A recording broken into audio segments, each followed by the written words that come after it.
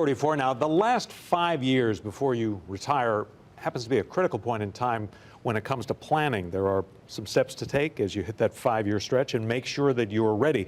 Tim Dahlberg from Burns Financial joins us this morning with what you need to know. Good morning to you. Yeah, good morning. So I read the other day there's a record number of people retiring this year, and there's a lot to consider. That's right. That's right. So it's at one of those times where it's exciting. It's a little bit overwhelming, right? It's the day that we've kind of been planning for a very, very long time, but it really all starts with a plan, right?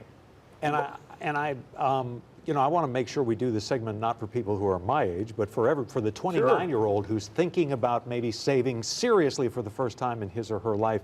But when you get to kind of that 5 years, that's where you really get into practical terms about this? Yes, absolutely, absolutely. So when we're 5 years out from retirement, one of the things that we want to think about is income. How am I going to replace that income, right? We've been on the salary, making $100,000 a year. When we retire, that goes away, right?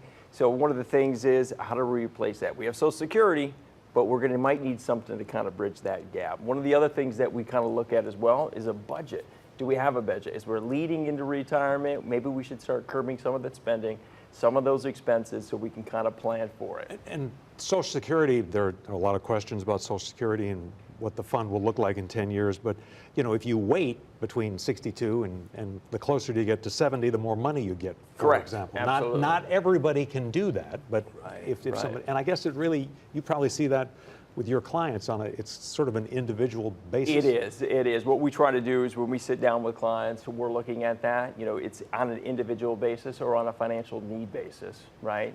If somebody has been fortunate enough that they have saved and invested, obviously you can handle a lot more risk at age 30 or 40 than you can at age 60. Absolutely, absolutely. One of the things that you want to do as you're getting closer to retirement, within that 5 years, right, we want to cut the risk. We're not early on in our career, like you just said. We don't want to take the risk that we had before. We want to be more conservative, okay?